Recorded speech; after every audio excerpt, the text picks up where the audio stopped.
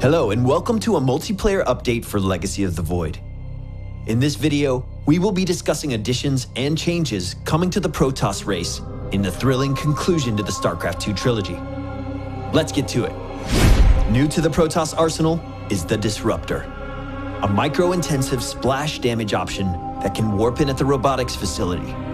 This unit can go into an invulnerable energy form and after a short duration, deal burst damage to all units around it. Micro is key to defense against the Disruptor, otherwise you will take massive damage.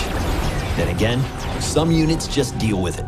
But if you can effectively micro your units to counter, you'll be able to take the Disruptor out. Now to the big guns, the Immortal. We're removing the Hardened Shield passive and adding an active ability that absorbs damage for a short duration. Changing up the Immortal's defense in this manner will open up new options for micro on both sides of play. In a perfect engagement, Immortals now have the potential to stand against units that typically deal well with them. With these changes, Immortals will still be effective against units like the Siege Tank without being such a hard counter. Previously, in an engagement like this one, no Immortals would have been lost. The Warp Prism. This unit is getting some love with the ability to pick up other units from a distance. This change will also allow the Warp Prism to rescue critical units during engagements.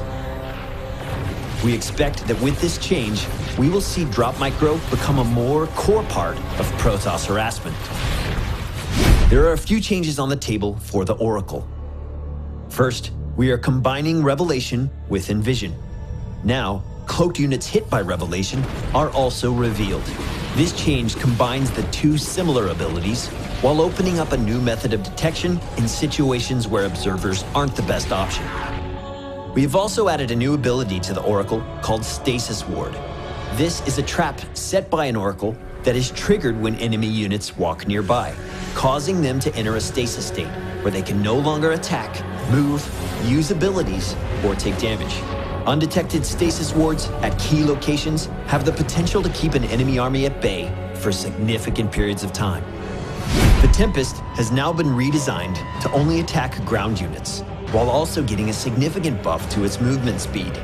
Alongside this, we have added a new ability to the Tempest called Disintegration that allows it to deal high, single-target damage over a long period of time.